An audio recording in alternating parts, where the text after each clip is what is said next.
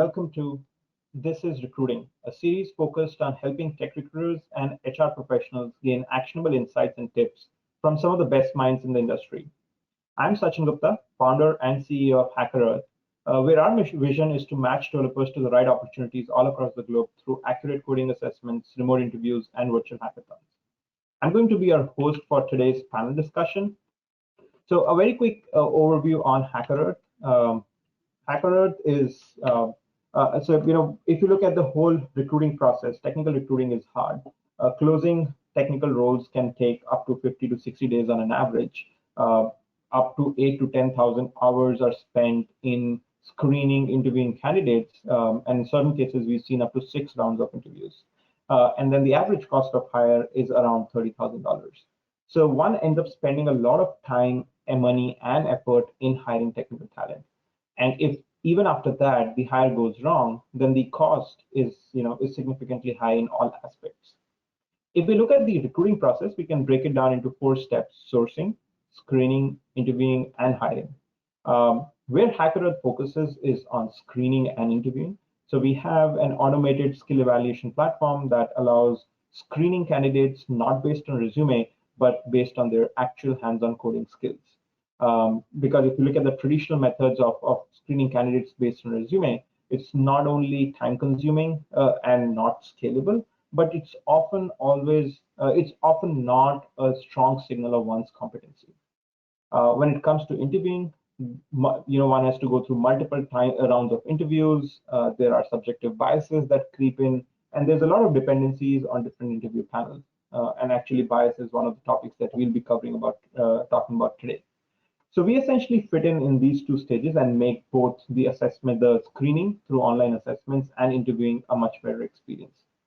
There are 3 solutions that we offer: the assessment platform for initial screening, Face Code for remote interviewing, and virtual hackathons as a managed service for both talent engagement as well as identifying, building an active talent pipeline.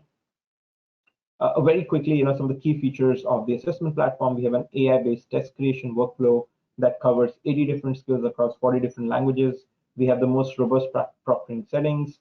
Of course, the remote video interview workflow is built into the entire product.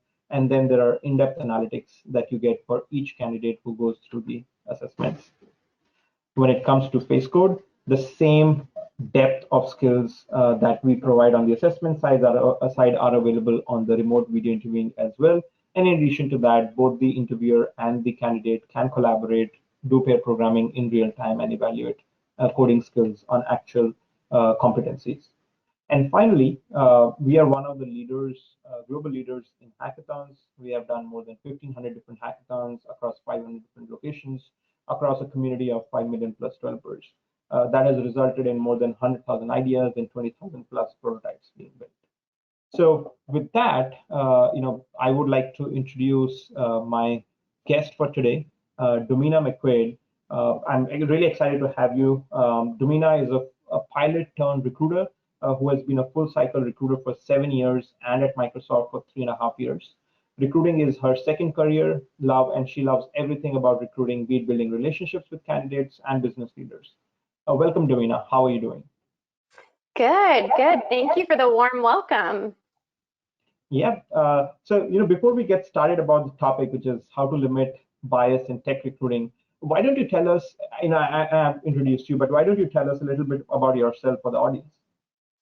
Yeah, I'm a recruiting manager for Azure, so Microsoft's cloud. So I manage a team of amazing recruiters in Azure, specifically Azure hardware and Edge and platforms. So not as hands-on with recruiting, but still get to dabble and help grow a team of recruiters. Thanks for that. And I believe today's topic, how to limit bias in tech recruiting, is something that's very dear to you. I have, shared multiple conversations with you over the past, I would say, a few months, and super excited about having this webinar today. So let's dive in. So let's start with the first question. Can you talk a little bit about what are some of the trainings that you put your engineering leaders and interviewers through in order to reduce bias during the hiring process? question. So we focus on inclusive training, and not only for the hiring manager, but for every interviewer at Microsoft, because their voices are all being documented, and they're part of that hire no hire decision. And so we have pretty extensive training around inclusive hiring and how to reduce biases. We also spend a lot of one-on-one time with the hiring manager as recruiters, coaching them on ways they can improve. We typically have at least one senior leader on our interview loops, and they're kind of watching for any kind of bias, helping guide that interview process along with the hiring manager. One piece of coaching that we're constantly looking at is, does this interview loop look like this person? If it's a woman, is there at least one other woman on the loop to not only remove bias, but also make that candidate feel like if they came here, they would fit in. Right. And that's kind of a subconscious thing. And we look at our interviewers on many different angles. We look at gender, race, sexual orientation. Sometimes you see bias of, schools or past company experience. And so we Right. try to just keep a very diverse set of interviewers for each interview loop to try to minimize any kind of biases. That's very interesting. So does that mean, putting the interviewers through this training obviously would take some time, right? So does that mean you you generally plan ahead in terms of the interview panel for a role? Because based on what you say, I'm also thinking that you may be changing the interview panel depending upon the roles and the kind of candidates that are coming in. So how do you kind of manage that and still make sure that you meet the timelines? It's a good question. The recruiter is being really precise on every single interview loop. I'm sure that other recruiters have made this mistake, but I remember early in my career, I interviewed. It was a sales role. It was a female sales manager, and she came in, interviewed. She did great, but when I went to call and close her, she asked me, "Are there any women who work at the company?" And I didn't even catch that her panel was all men.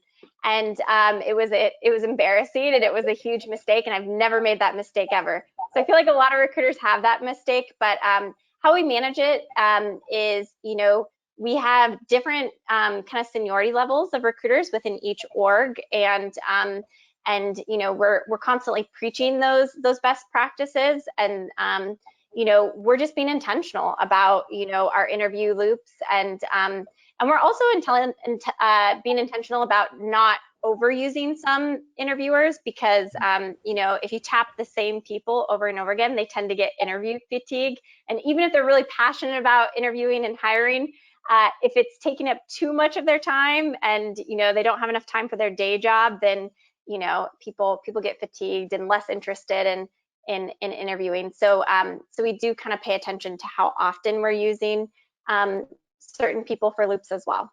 Right, right. So that's a lot of thought that goes into selecting, coaching the interviewing panel, and I think that's one of the most important aspects in kind of removing the bias, because that's where a lot of bias kind of creeps in. So with that, the next question is how in your experience, what are some of the ways to avoid confirmation bias? Yeah. So before I answer that, I thought it might be good to quickly go over what confirmation bias is, because I probably didn't know that when I was a newbie recruiter.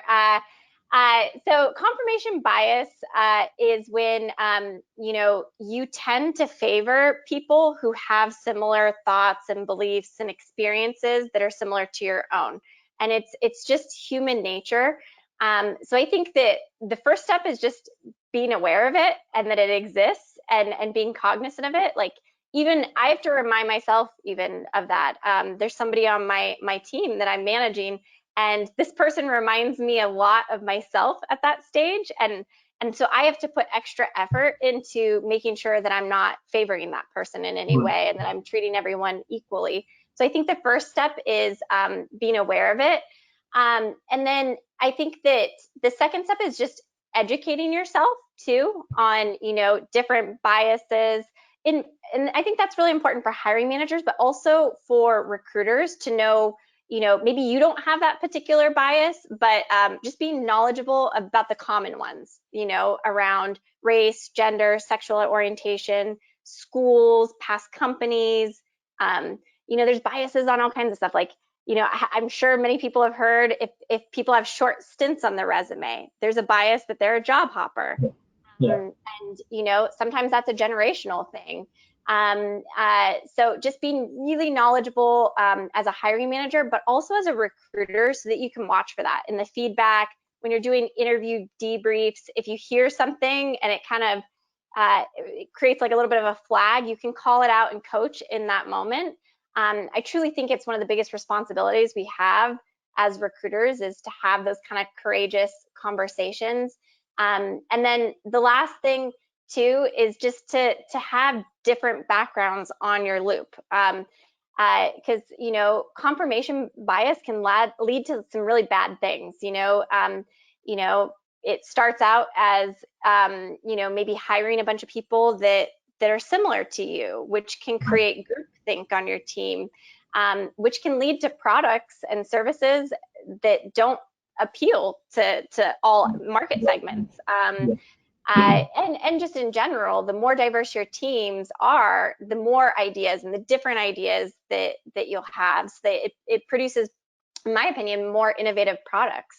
And so I always try to, when I'm in those coaching moments, I try to make it, people not scared to make mistakes, but and just start it out with, everyone has certain biases, and a lot of times, unless you say something, people sometimes aren't even aware of a bias that they have.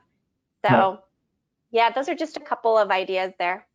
No, I think that's super insightful, and I think the most important aspect that you kind of highlighted upon is being aware that even if you believe you're a fair person and you don't have that biases, even then you do, because it's so deeply ingrained. It's like part of our human nature, right? So being conscious and being aware is the first and, in my opinion, the most important step. I do want Yeah. to pick up something very interesting that you called out in your response, and that is, as recruiters, you need to be courageous in calling those out. And I'm sure you would have tons of such instances in the past. But if you look at people who are young in their career, they could, get intimidated with with the panel, particularly, senior engineers there who've been in the organization for years, and they don't intentionally mean it, right? They sometimes may end up in such situations, but they don't mean it, right? So how does one challenge without, really getting scared, for lack of a better word, in that situation, particularly for people early in their career? Yeah, that's such a great point. If I look back at me earlier in my career, I don't know that I had the confidence to speak up in those moments. And so it's something we're really focused at Microsoft, is having those brave, courageous conversations in our recruiters. And I think there's a couple things that can help. Number one is having, your leadership, knowing that you have air cover, from your manager, your senior leadership on the recruiting side. That's one thing that's helped me, is knowing that, hey, if I push back on this hiring manager or this really senior leader at Microsoft, like my manager, my skip manager, my VP is going to have my back, because that's what they want to drive. And so knowing that you have kind of that safety net there to do the right thing, I think is important. So for any recruiting managers, recruiting leaders, I think you have to give that air cover and back people up in that situation. And then another thing that we're kind of playing around with right now is how do we train people? Because when you're an experienced or a senior recruiter, for me, I've seen like every objection that there possibly could be. Maybe not everyone. I mean, hiring managers are always surprising me, but you end up seeing like pretty much the same themes or same like types of comments or ways of pushing back. And for somebody who's done that a lot, you have a million rebuttals in your head that you can pull out, or kind of just, you're not having to create something on the spot. You've got like your top 3 ways to push back. But new recruiters that don't have that experience, they don't have that. And so actually, another recruiter and I are working on a little passion project, and basically it's kind of the common themes you tend to see in feedback or hear hiring managers say. and how just kind of some little phrases or points to bring back to make them think differently. So it's kind of like a little grid, like a decision grid that we're making. So we'll see if that works. But I think giving younger, more early in career recruiters, just some talking points that, because it's also kind of an uncomfortable topic with diversity, and you don't know sometimes what's right to say exactly and what isn't. And so I think giving people those like bullet talking points, we're hoping anyways that, it helps kind of ramp people to having those brave conversations sooner. Right, right. So what comes out is it's not just about training your interviewing panel to be, aware of these biases. It's also training your recruiting teams so that they feel equipped, that they can challenge the panel if it needs to be, and they feel safety, right? So it's always interesting for me that bias, like truly removing bias at workplace, cuts across so many things, right? Like one would just imagine building a diverse pipeline would suffice, but no, you've got to really train your recruiters, train your hiring managers, give them a safe space, create all of those things. So, and it's really amazing to see some of the things that you're doing. I would love to see that matrix, once that get developed, and if you are allowed to share that outside, but that would be super interesting. Yeah, still a rough draft, but another recruiter, Simpy, and I are working on it together. I'm sure you'll get there. Yeah, yeah. So, kind of moving on, changing the track a little bit, and this is a scenario-based question. So, a lot of companies, are working today. At least one good thing is everybody is kind of working towards a diverse and inclusive culture. Of course, they are at various levels of progress, but everybody's thinking in that direction. So, there can be a scenario where you have an option to make a diversity hire versus another candidate who's probably, it's sometimes kind of hard to say this person is 10% better, but let's just say better than the other candidate. How would you how do you prevent the possibility of sacrificing a quality hire in the name of diversity hiring? And is that something that even happens in your experience? It's a good question, and it's a question I get from various managers too. That's their fear, right? Like that they don't want to sacrifice quality for diversity. And first of all, I don't think there's any two candidates on the planet that are exactly alike. If you look at two, let's say, pretty close resumes, they're going to show up differently in person. They're going to have different competencies. So, you know, in one aspect, I don't think that there's two that are exactly right. But what I try to dig into is how are they evaluating that other person is 10% better? Is it purely technical skills? Because competencies, in my opinion, are just as important, if not more important, because technology changes really fast. So if somebody's really good on a specific technology, that might not be relevant 10 or 20 years from now. And there's a lot of value to having someone with a competency of like adaptability that could move to a new role quickly where you need them, versus somebody who is good in tech but isn't able to pivot very well. So I would pay really a close attention to how they're evaluating it, and then just in general how I think about diversity on a team, or when I'm taking over a new team as a recruiter or as a recruiting manager, I'm kind of looking for holes or gaps, and those can be maybe there's a specific domain knowledge or tech skill that they're missing and that they need to beef up for them to accomplish their business goals. Maybe the gap is they have a lot of junior talent, but they're a little light on senior talent, or vice versa.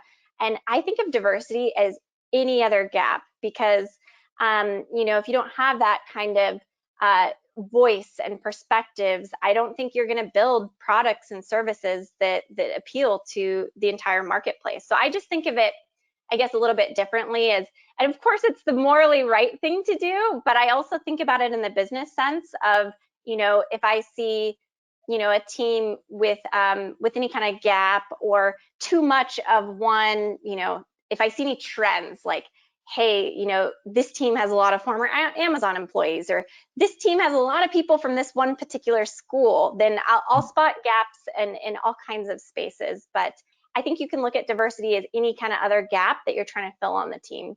And I just encourage managers to look at the whole picture, and not just one piece of, is this person 10% better technically? Okay, well then let's look at competencies. Who is better there, Got it. Got it. So what you're saying is essentially when evaluating, and while this applies very well to diversity per se, but evaluating any candidate, I think it's super important to look at the holistic picture about the candidate, their skills, competencies, and even what's the state of your team today, right? And while this person, like you said, maybe 10% better, but do they add something else, or the other candidate, can they add more to the team while they may be 5-10% lesser, even if it's quantifiable in that sense, right? So I think that's a very interesting Exactly. thought, and we tend to get tunnel vision, like a specific role, a particular candidate that you want to look at, but it's very important to look at it in the context of your existing team.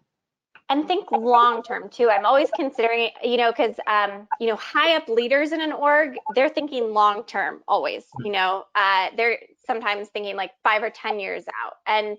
But when you're at the hiring manager level, you've got work that needs to be done, and you've got deadlines and stuff. And so it's helping them zoom out and think more like than just their short term need, and like what's going to be good for their team long term. Makes sense. Makes sense. So you spoke about leadership, a couple of times, and there are, in the context of recruiting, there are recruiting leaders within org. There are engineering leaders who are part of the panels, and then there's general leadership within the company. Of any of these, and I let you pick which one. What do you expect from these leaders to to to really create an inclusive and diverse workplace? Right? What's like the most important thing, one or two things that they could do to foster inclusivity and diversity? It's a good question. And it's one that, I'm a newer people manager. And so it's one that's been top of mind for me because I care a lot about, creating an inclusive environment. And my opinion is that whether it's, a technical leader or a recruiting leader, I think it starts at the top. Like you set the tone for your team and you model the type of behavior that you want from everyone underneath you. If you as a leader are prioritizing diversity, then people are going to know it's important to you and they're going to prioritize diversity, right? If you prioritize inclusion, they're going to prioritize inclusion. They're going to kind of replicate your behavior. And so I think it's really good to set the right tone. And one in particular quality that I think helps the most, and my current VP is like a master at this. He leads with very like a sense of like vulnerability and authenticity, and he's just very open about his flaws, his mistakes, his journey and learning around diversity. And I think when people and leaders in particular lead with that vulnerability, it makes it okay for other people to show up as their full authentic self, and to make mistakes, and they have that room and that safe space to be themselves. And so my current VP, he's just created this amazing culture where everyone feels comfortable being their like weird, unique self. And I think it starts at the top, like either people feel comfortable being their full selves at work, and usually you're going to get the best out of people if you'll probably retain them, or they don't, and they're covering to try to fit in with your culture. And so outside of vulnerability, again, I think it comes to educating yourself and being aware of how different experiences and different challenges that different segments of the population have. And I think it takes getting to know each person on your team. I try to create a good personal relationship with everyone on my team, and so that I understand them and where they're at, and I try to encourage them to bring those differences of opinion and those because I think it's truly an advantage. Any kind of different experience or background that you bring to a team, that's an advantage in my opinion. Right. It always adds to diversity of thought. So you touched upon a very, very, I think a very, very relevant point. Even if we are able to hire people who are diverse based on their resume, race, ethnicity, gender, school background, whatever. But if they're not really bringing in their genuine self to work, if they try to be what is prevalent as a culture in that team, then we're not really solving the problem of diversity, right? We're just probably checking the boxes on the goals that we have, but does it translate into results? No. So I think people often they look at inclusivity and diversity separately, but that really they have to work together. And I think what your VP is doing today really shows in the way you speak. So kudos to him. Yes, yes. I'm trying to be like him in that aspect. And yeah, you've got to people have to feel safe to call out those blind spots, that you're missing when you're building a product or a service. So yeah, the more you can make people feel included, part of the team, and safe to have a different opinion, the better. Right. So earlier in the conversation, you'd spoken about generational gap, and there are particularly in organizations like Microsoft where people have spent decades. You've got a very wide spectrum of talent, right? Somebody who's just out of school, somebody who spent 20 years, and I'm sure you must see a lot of contrast in the thought process. So, while hiring Gen Z folks, what are some of the differences you've noticed, and what are your strategies while hiring for Gen Zers? Yeah, good question. As an old millennial myself, I think that Gen Z has so much to offer that's really exciting to me.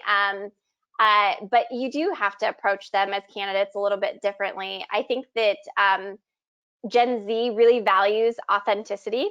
And so, not giving like a blanketed in-mail approach to everyone, and trying to truly get to know them, what they're interested in, what their career goals are, what's motivating them to look for a new job.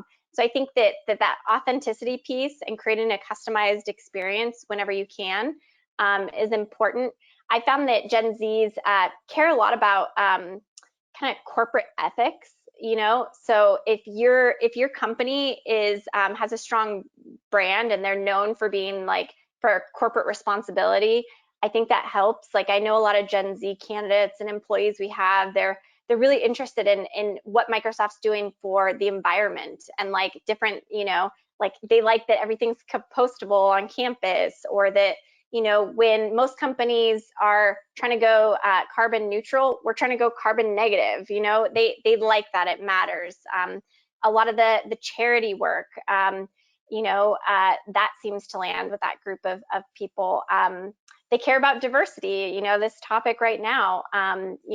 They they pay attention to your corporation's ethics. I also think they're really tech savvy, and so if you have any kind of like antiquated website or antiquated process, like they'll pick up on it, and it's probably a ding against you. Right. So they keep you on your toes, right? Yes, yes. Make me Nice. feel old.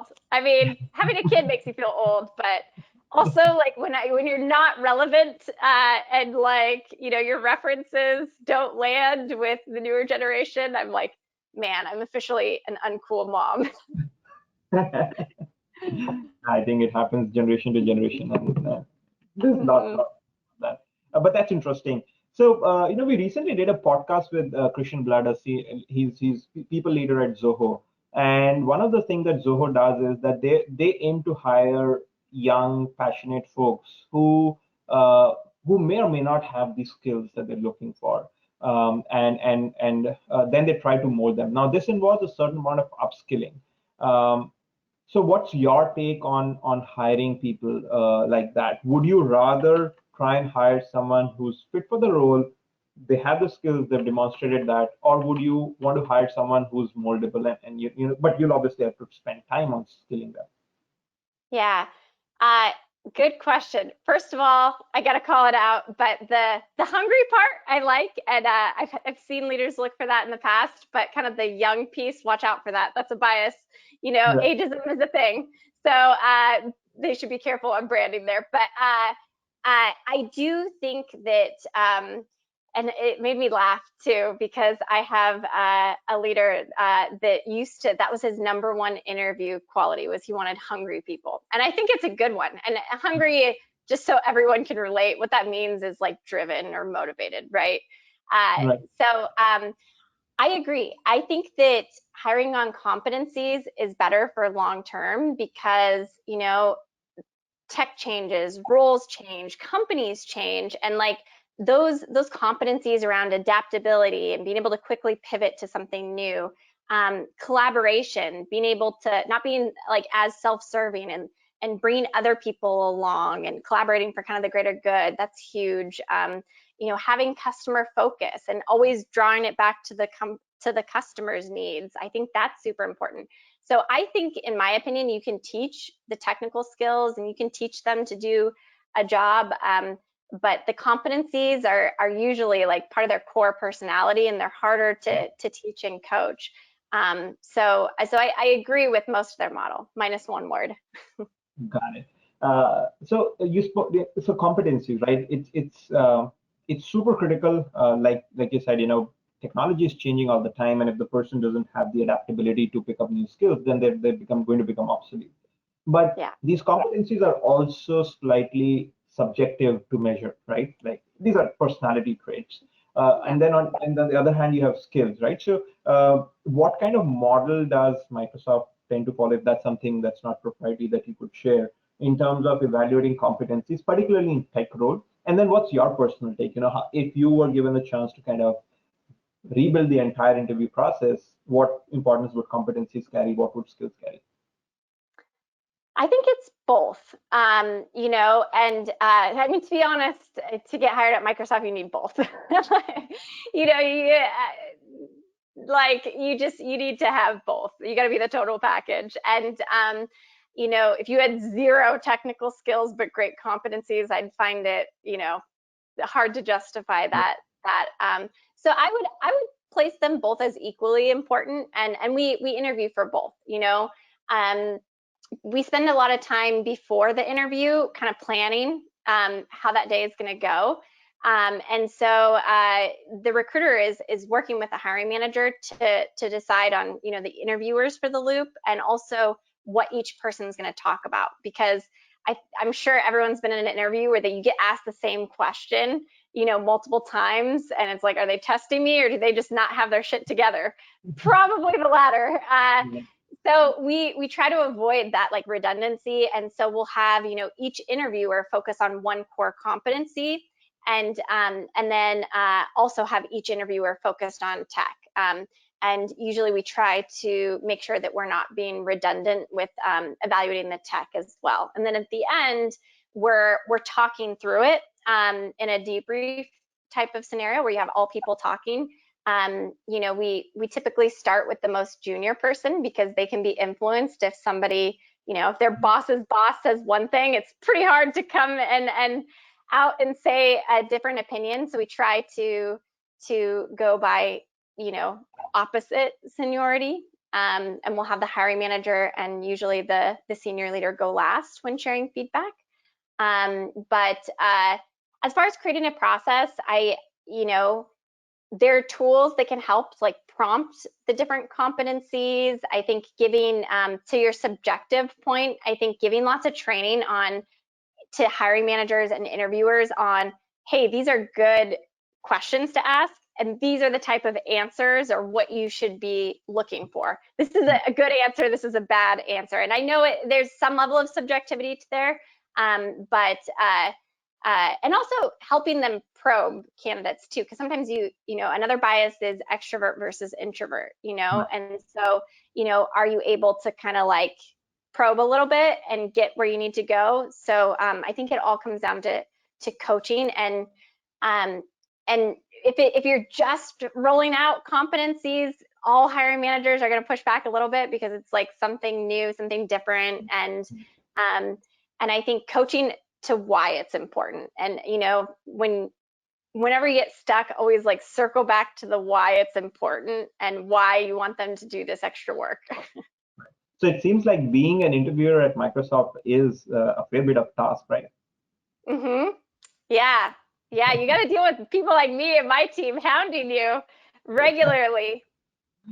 And from these training perspectives, do you do those in-house, or do you work with external consultants? And actually, who owns these trainings? I'm assuming HR org owns it, but is it with the recruiting team, or it's taken care by someone else?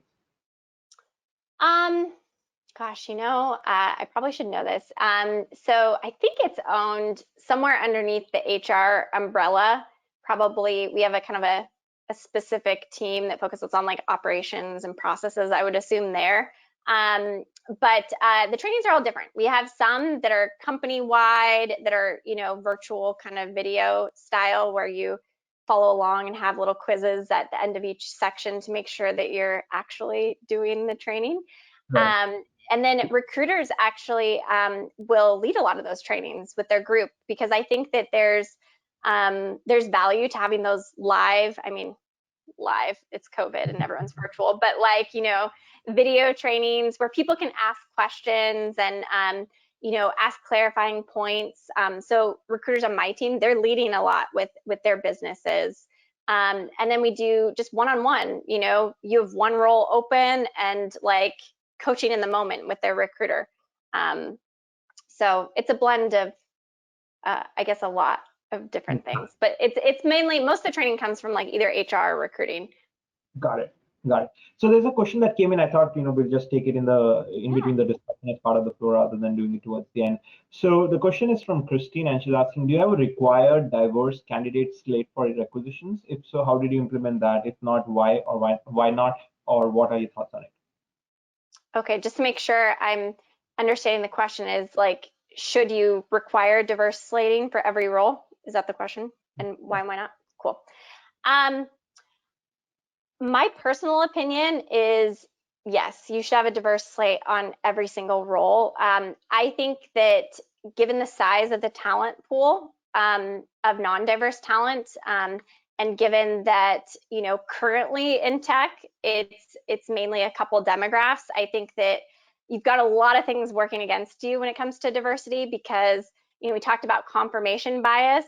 A lot of referrals that you're going to get are not going to be diverse if your team and your leaders are not diverse. And so it kind of, and then referrals, there's like a certain level of bias there because somebody's worked with them or knows them personally. And so in my opinion, the diverse slating requirement, it forces you to think about it. So it triggers that in your mind to prioritize diversity and to look at that lens, even when a hiring manager is in a rush. And I think you need to be targeted in your approach in order to make diverse hires. And so that's a good thing to put in place to just make sure that you're truly thinking about all talent, not just going for the quickest hire or the easiest hire that is somebody's buddy, Right.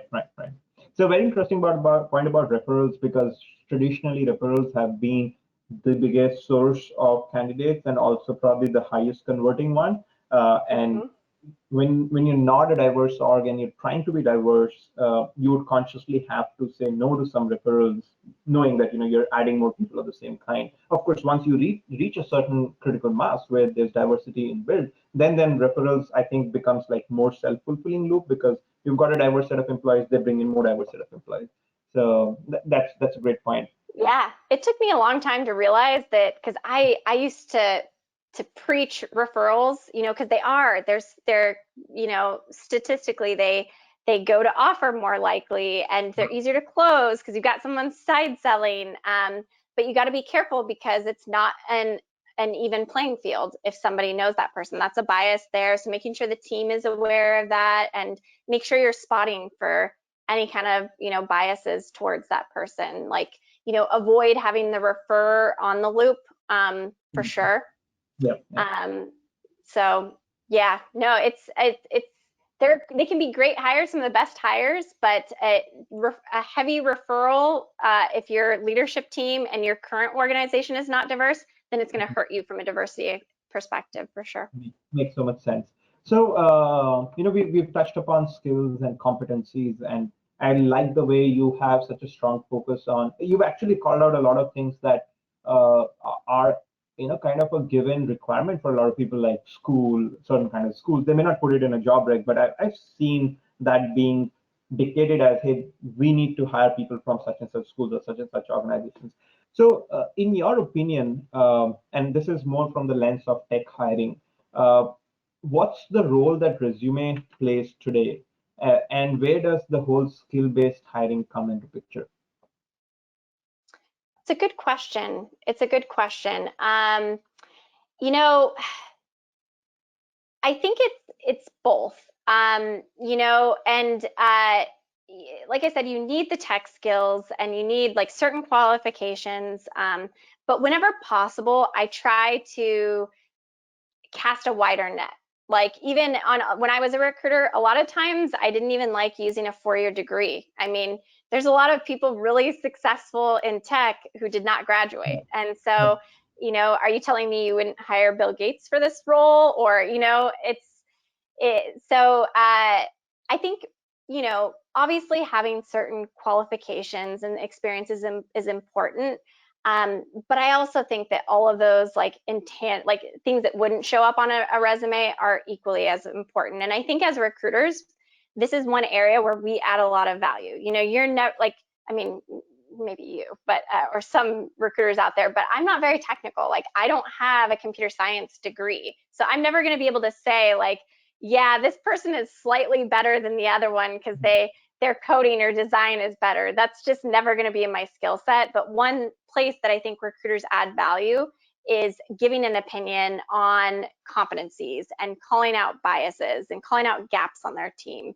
And so, I think it's still obviously important, but I think that again, just forcing people to look at the total package, and that's where recruiters add value, is that coaching piece.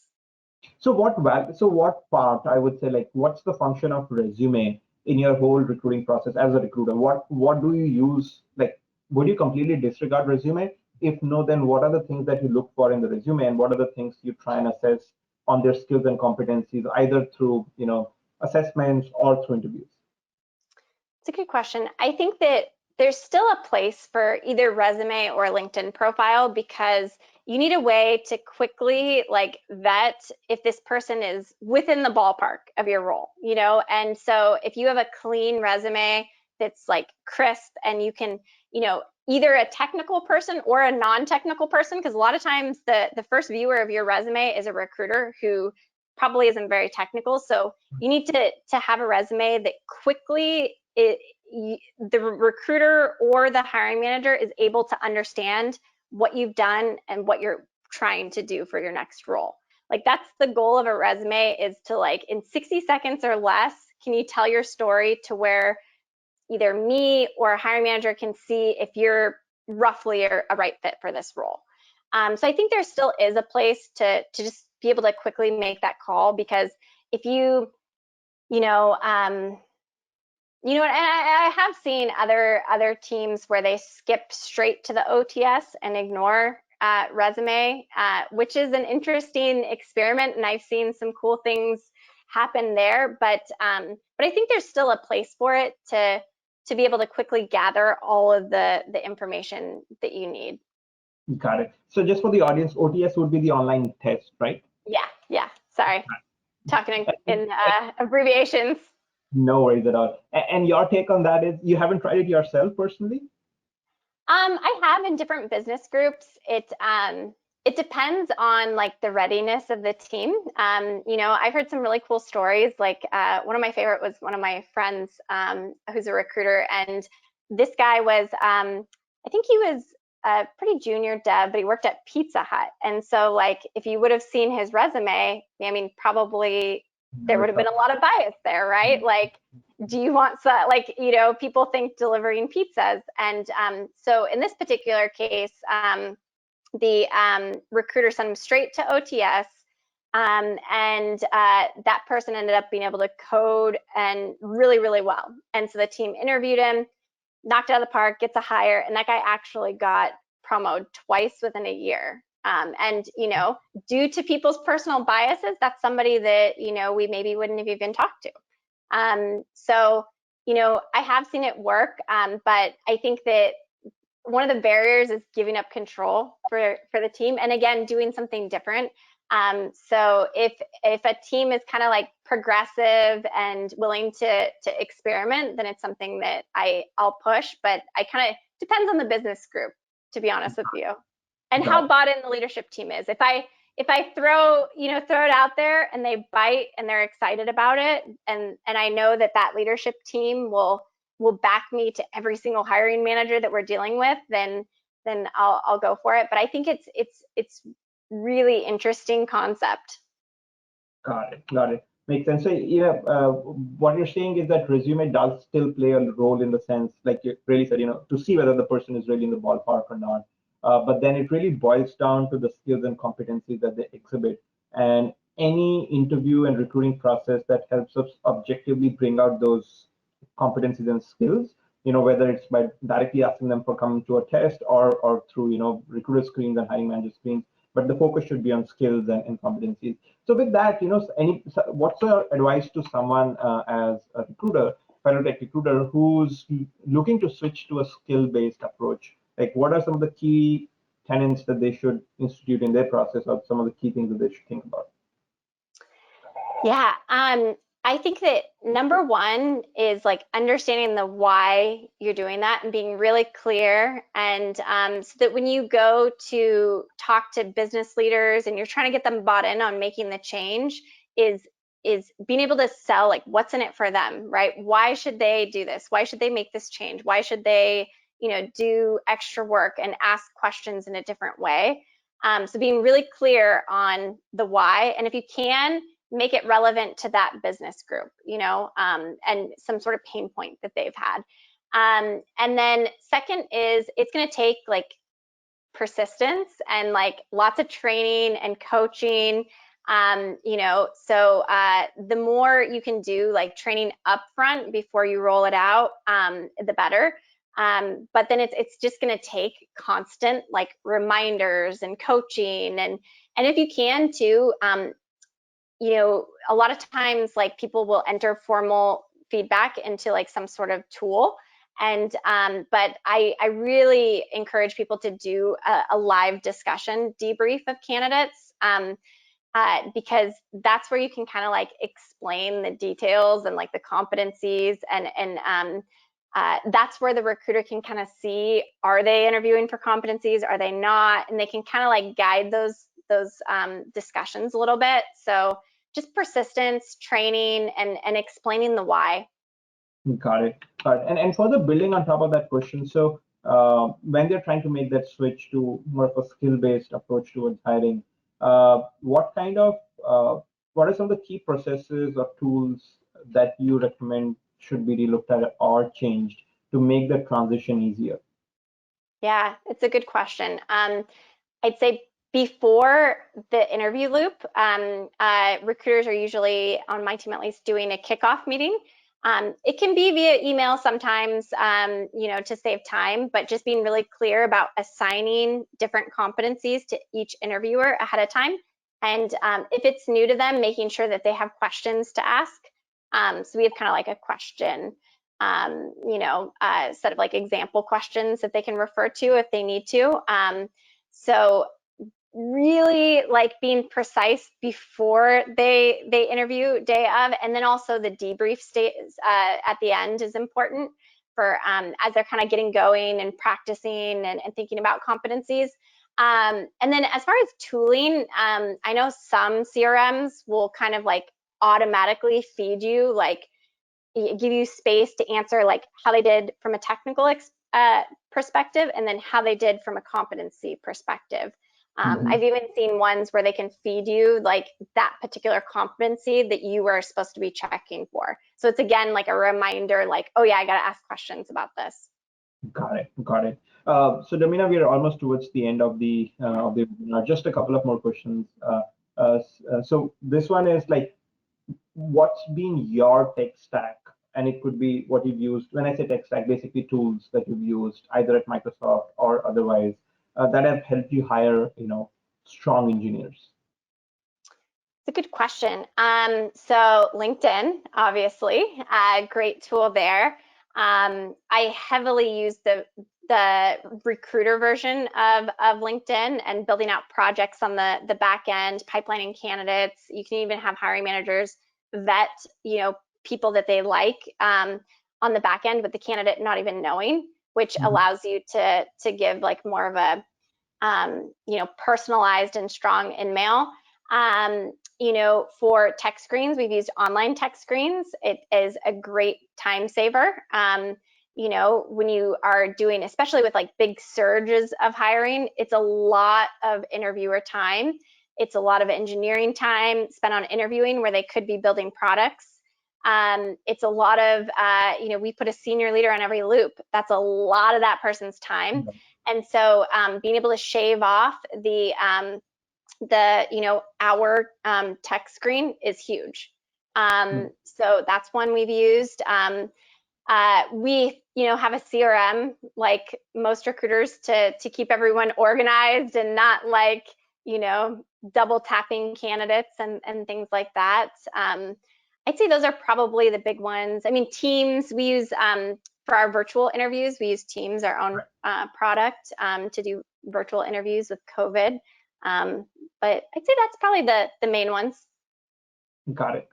And the final question, what would be your advice, kind of if you could summarize some of the key points that we've talked about today to the audience, because we've got tons of recruiters out there who probably aspire to be, like you. So what would be your advice to them? My advice would just be to really educate yourself on this topic.